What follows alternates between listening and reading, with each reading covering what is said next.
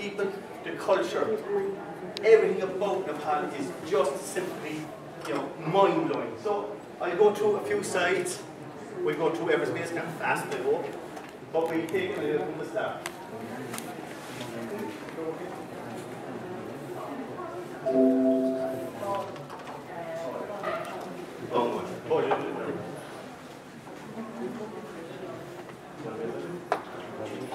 We get your question.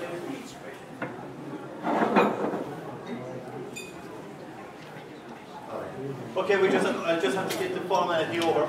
I work for Pat here at Irish Worldwide Adventures. We're based in Kerry. Definitely.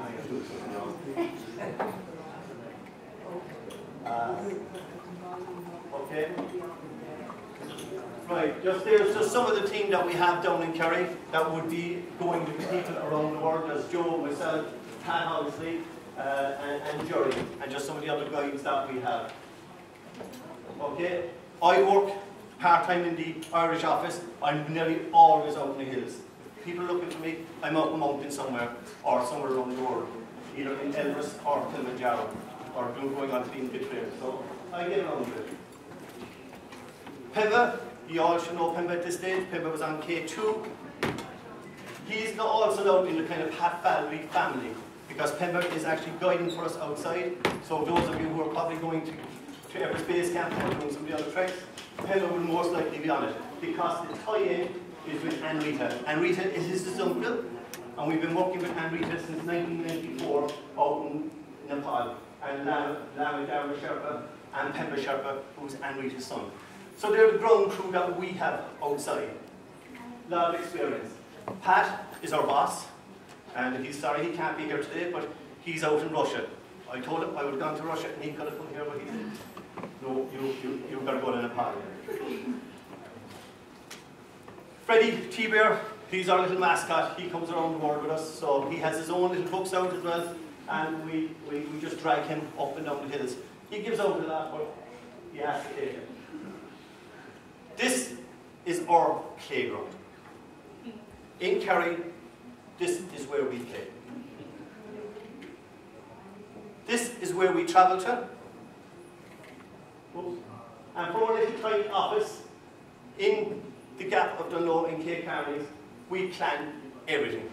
And there's nothing that we won't do. If people ask us, can we go? Yes, we can. Okay, we started the Forever Young Club. This was an idea when myself and Pat hit the 50s and hit the 55s. We said, look, we've got to start getting with people our own age. So we started the over 50 club, and it's taking off. And we take people from 50 to 90 around the world. Or any place in the world. Again, where we're going to start was we're going to start at Everest Base Camp. A beautiful, beautiful trek. Probably my second trek time to Nepal was doing the Everest trek. So we start in my favourite place, Kathmandu. And I'm glad to say you're looking at trying to get the flights easier for us, because we have to fly halfway around the world to get there. We normally fly to England, and England to Addis Ababa, and Addis Ababa over. It is, so I would like to fly direct from Dublin into Kathmandu, please. Some of the views you're going to get going in of the Himalaya. It's just a magical, as I said. I hope you forget my Cork accent, but Himalaya. It just speaks out to me. Again, Everest, you're probably sick of seeing this today. Beautiful mountain. And Kathmandu itself. I lived in Kathmandu if my wife would just let me go. Believe me, they're here, and they know. Okay, this is just some of our happy campers heading out there.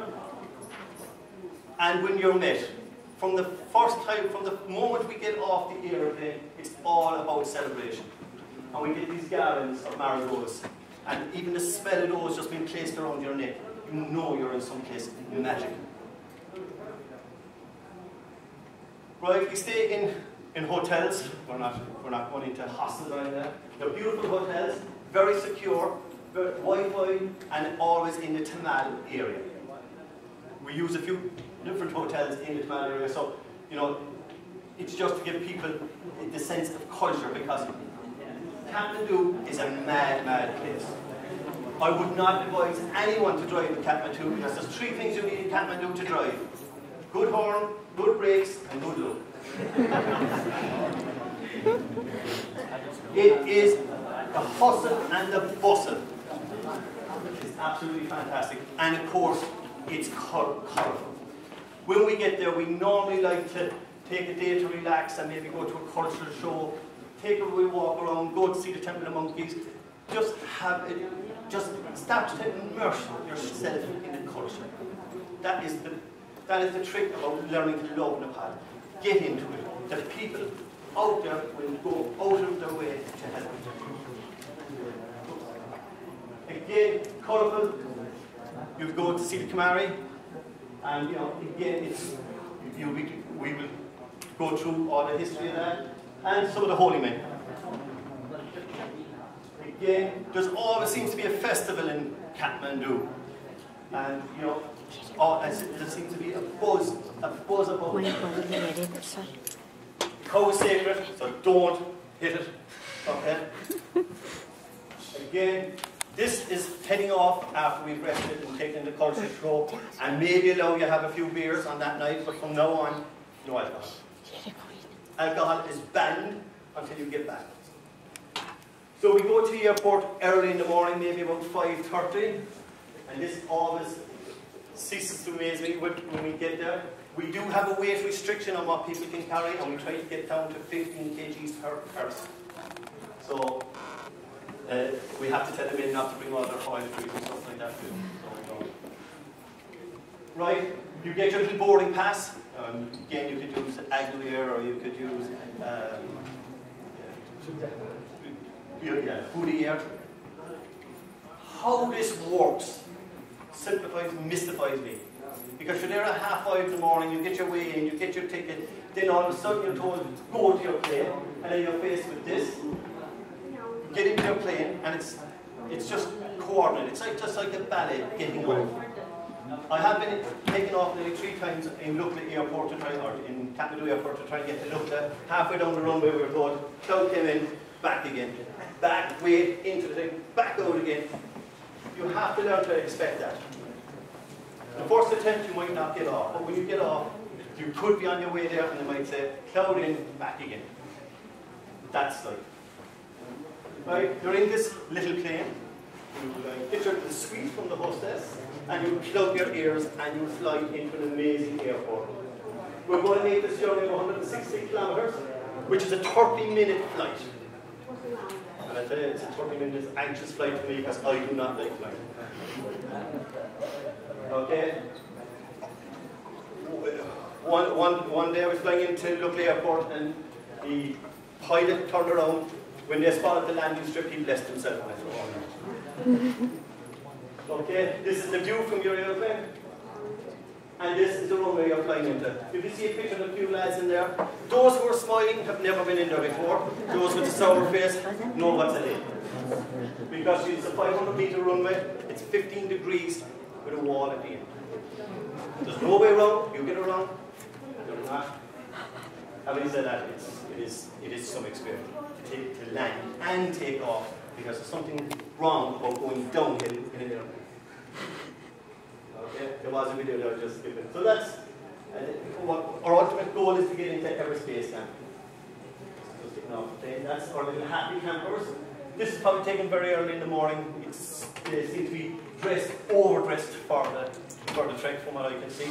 Normally it's kind of shorts and t-shirts, or just long pants and a t-shirt.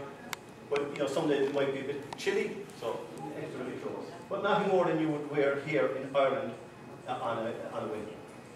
So you don't have to go buying really specialised gear. We fly into Lukla and we make our way to Fading, where we would normally stay on the first night. And then from Fading we would go up to Namche. And as the previous speaker said, you rest at Namche. Now, when we say rest, you don't sit around having cocktails or tea or coffee. We would actually walk up to the Japanese hotel where you would get your first view of Everest proper. And adding that land to your right. Again, it's the knacks. I wouldn't like to try and read the yak. it could be dangerous. We use a lot of, we transport a lot of our equipment up by the nap. And this is just making our way. Again, you know, you meet some characters on the way, and they love to have a chat. Stop, have a chat with them. I normally take, if I can get my Polaroid camera in, I normally take a Polaroid camera with me, so that if I take a picture of a child, I will take a picture of the Polaroid and give it to them. I like to give something back. So, you know, because you're going into their world. And I don't think, if you're out in your garden at home, you'd like somebody to come over the ditch and take a picture of you. So, if I take a picture of them, I'd like to give them something back.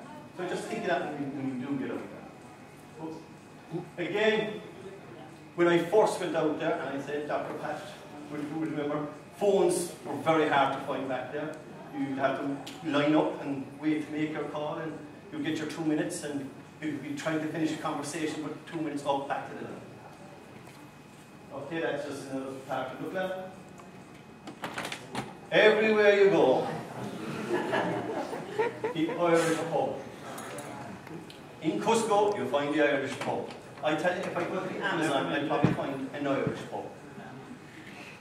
Okay, and if you notice, happy hours and extended hours starts at 4 p.m. and ends at 7. It's a good happy hour. Not a place to go in on the way up, yes, on the way down. Again, get your stretching before you go, very important. And you head out. I try and go through these fairly fast because, you know, they're showing them. Again, we meet the school children. That's Freddie there, all dressed up, ready to go. So he has a lot of costumes.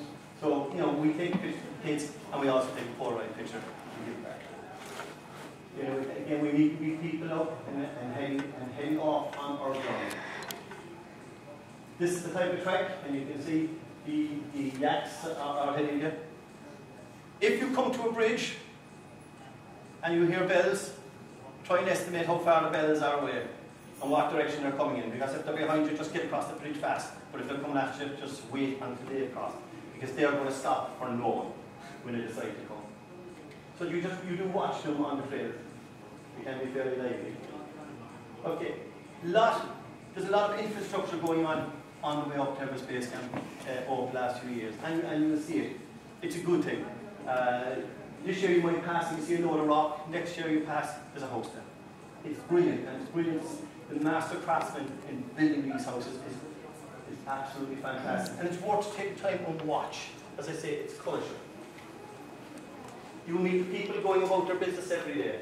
Kids going to school, and they walk a hell of a lot to school. These lovely bridges, check-in posts, and again, these rocks here, which are lovely ornamental design on, that have been there for thousands of years. Again, prayer wheels everywhere. Lovely. And again, the flora and fauna is lovely on the way up. Yeah, some people are very nervous about crossing those bridges. Okay, beautiful designed houses, absolutely picturesque. Again, all on the way up. And there, if anybody can remember one of them in Ireland being used, we used to call them a box saw. What do you call them in Nepal? Yeah, I have used one, but it was just a museum. Okay. Again, this is springing up on the way up to Everest Base Camp, whether it's a good thing or a bad thing. These little reggae cafes and stuff. You know, some now have TVs on the way up. Again, crossing over. This is where you actually spend the first night, and beautiful again, flowers. We stay in a range when we go on. We stay either in tents or we stay in tea houses. We tend, of late, and maybe it's because of our age, we are starting to stay more in tea houses than camping.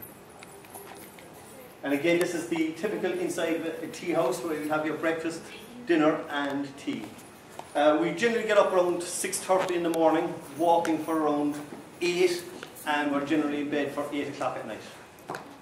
We're very good. These are the type of rooms that you will stay in. Very, very comfortable. There's They're basic, but again, a great night's sleep. Well, you get a great night's sleep in it. So. Some people like to try and sleep by day. Okay, so then, like, we have left Batting and we're heading up to Nansha. We get beautiful, beautiful scenery all around us as we're going up and going through the villages. And remember, you can stop at the villages and you can buy a mineral or you can buy a Mars bar or something. And it's nice to stop and have a chat with the people. There's no rush in getting up there. Pistari, pistari. Slowly, slowly. Pistari. In a Cork, you try to do it in a Cork accent.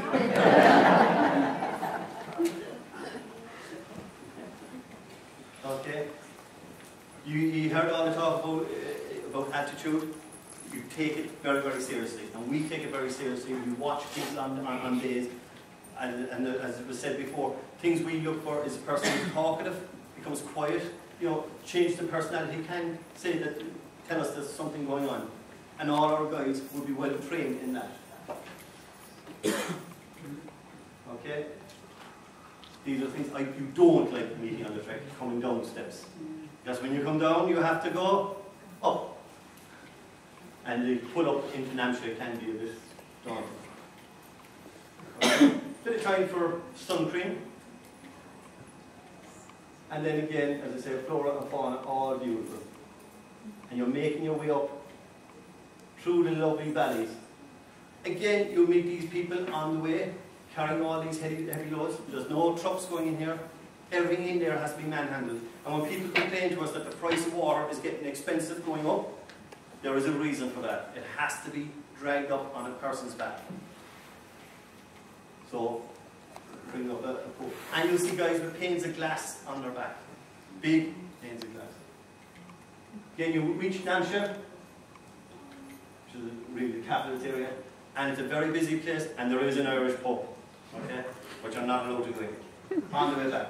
The only thing I allow you people go into on the way up and down is into the German bakeries. Because they make the best cakes in the world. Besides my wife's. Recovery. Okay? Yeah, that's it. And look, I'm not going to tell you where it is, it remains a secret. There's a fine pool table in it. Okay? People going about there every day, and anybody in the GA will recognise that guy in front. Okay, that's a typical picture of looking back on Nansha. And again, you're just passing people doing their everyday jobs. But try and get permission about taking photographs.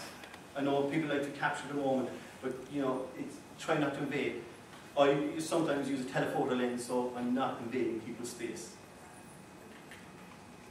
Okay, we're making our way up through, and we are heading up, and the Dr. Pat said about making our way up to Farish. And again, I'm not pronouncing that right. Okay, Adi Dablan, one of the most beautiful mountains in the range. Or we stop at Ten Bush Monastery. We always stop at Ten Bush Monastery and go in and meditate for maybe an hour. If we get more time, we will do, and we also look for a blessing from the Lama that might be in place at the time, and ask for a safe passage. Because like us, if the mountain doesn't want us there, it will reject us. So we ask the mountain's permission to be there. And that should give us a good trek. Again, we say that's Ten Bush, and as I say, we all go in and we meditate. You are allowed to take still photographs, but no videos. And you know, we do ask people to respect that. Going in, we dress very sensibly. You know, it's like if anybody's going into any type of church or stuff like that. So, you know, no short shorts or stuff like that, but it's all in. Okay, that was the Lama that was there when we were there.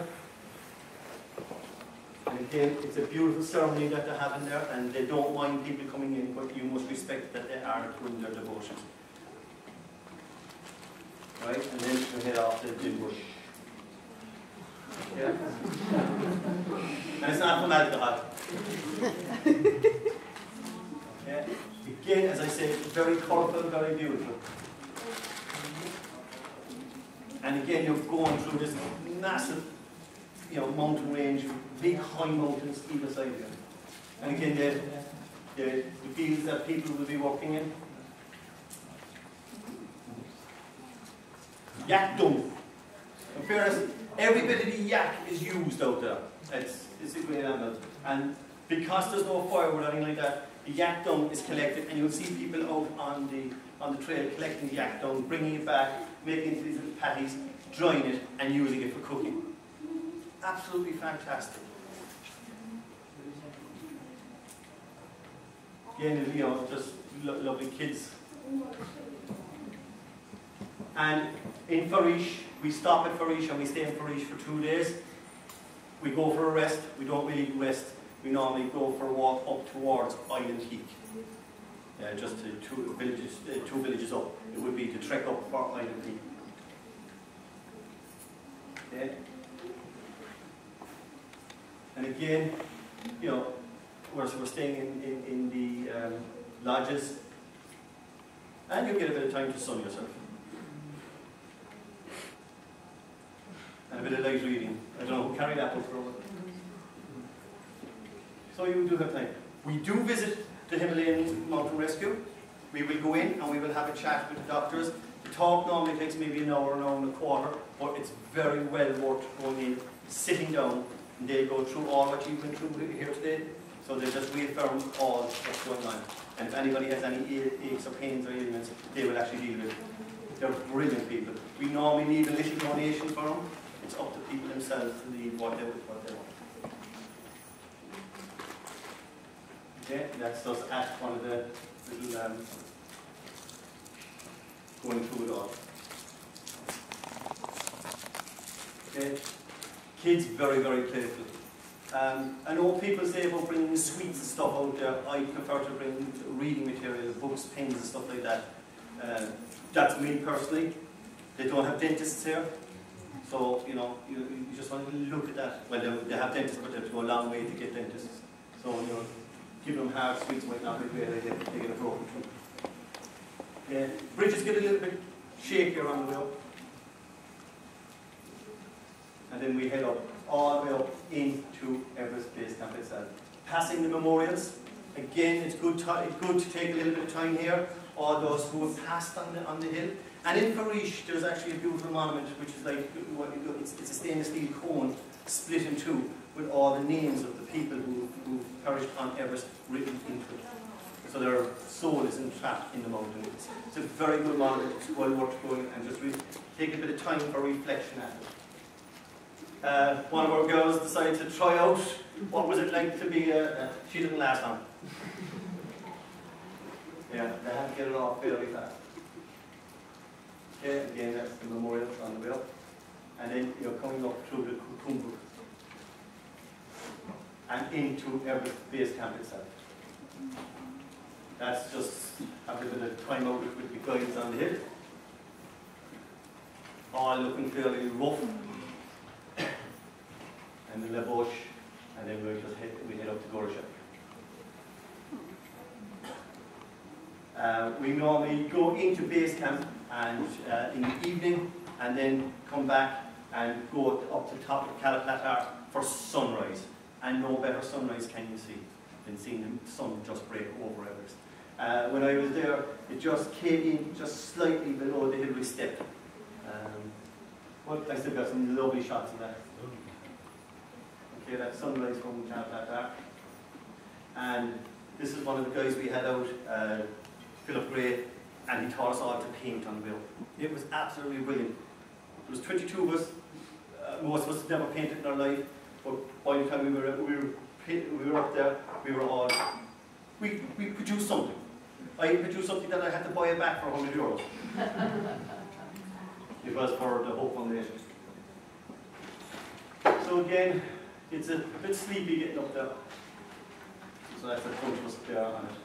And then the return back down to Lukla is 4 days, and as I said, jet off downhill. Great. And back for celebrations and a bit more culture. However, we do an add-on as well. We do Island Peak, which is a trekking peak.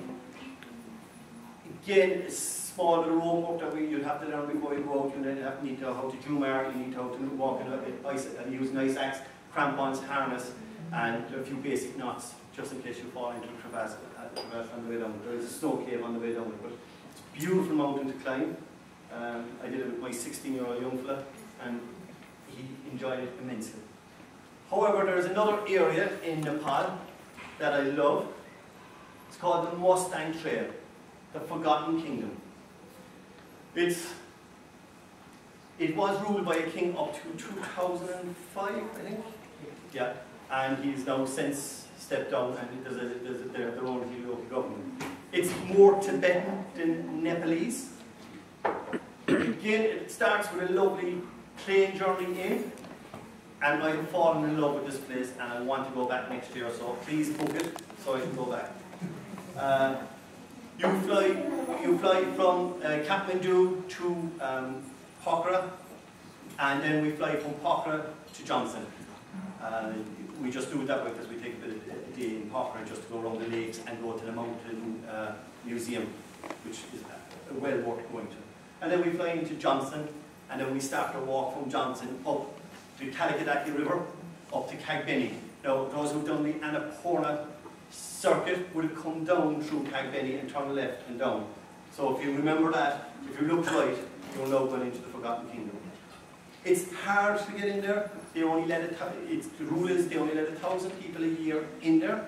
So if people want to go there, you want to get kind of a 2 years plan to try and get your visa to get in there. This is kind of what you're faced with. As you walk up the Kalikadaki River, there is actually black stones on there which hold ammonites, and you can buy the ammonites from the local people if you want. I think that's legal to buy it off the locals. So we're not taking any. The ammonites, the fossils. You can pick your own as well, but again, you walk up the Kalikadaki River. It's a total different world in there. It's like walking on a moonscape. Yeah. You've got these orange colour mountains. You're at 4,000 metres. This was the river bed. It's now up at 4,000 metres. So when you're walking up the Kalikadaki River, it's dry. When we were there, it was dry. But it's just an amazing. Also for the women in the audience, and you can correct me if I'm wrong, they have a system in there where the 3 brothers were living in one farm. The eldest brother would pick a wife, and the other 2 brothers would marry her as well. I'm not telling you that. No, there is a word for it, I can't pronounce it. Polyandry, good man. I was trying to practice that last night, polyandry. So that is allowable. They had a system, not unlike the Irish system many years ago, is where the first son would get the farm, the second son would go into the monastery, or into the priesthood here, and the first daughter would go to the nun. So, you know, Ireland was like that in the 50s and 60s. Again, the treks that you go, this is what you go on. It's different now than going up the Everest trek. The flora and fauna are way different. You're on a moonscape. To me, it's a moonscape. You've got a beautiful mountain then looking at you. You've got the Annapurnas, you've got the Gali. You can see, and I pronounce this right, hopefully, Machapukara, Fishtail Mountain. I'm going to have to brush up in my... all these mountains are in view, absolutely stunning. Again, you see the valleys you're crossing. You do need a little bit of head for heights in this. They are safe, but like you see the drops that are there. Again, you know, this is what you're facing each day, and then you walk until you come to like an oasis. And at the end of the day, it's a relief when you see a bit of greenery. And like a lot of goats in there. Like, I met some young kids up there who will be minding their goats. We also go to visit some of the monasteries. And we make our way up to a place called Lo Mutang, which is the capital. Right. Okay. These are just some of the pictures that I robbed these off, some of these off the net, because that's obviously a post. But these are some of the people that in there. They're called the Lopa people, L-O-P-O, isn't it? Lopa people. But it was the kingdom of Lo, which was annexed, I think, in the 1800s from Nepal and the Tibetans moved in there then, and it was 1992 before Westerners were allowed back in. So, you know, it's a relatively new area. Again, these are some of the people of that region. Again, you know, it's just lovely. They grow a lot of apples up there, because believe it or not, I had to call a rescue from Johnson. Yeah, down, because when we were there, there was an issue with mouse, and there had been no planes for 5 days, so we needed to get out. So we declared a rescue, and we had to get a helicopter up. But the helicopter was not allowed to take off till it filled its load with apples first. So we put all the apples in under all the chairs, got into the helicopter, and then filled the aisle with apples as well. It wasn't going when I started, that was the deal. So we brought down the apples that were sitting on the runway. I think the guy who owns the runway owns the orchards as well. We got home. Right? These again are some of the monks that you'll see in there at the festivals. They celebrate a lot of festivals in there. They celebrate the wet season, the dry season, the harvest. You know, great family place. You know, they're very big into the family. Most of Nepal are. You know, the family is king, is everything. Again, you know, you come along these, you see the prayer flags everywhere. Some, you know, again, as you can see the remoteness of this area, totally different.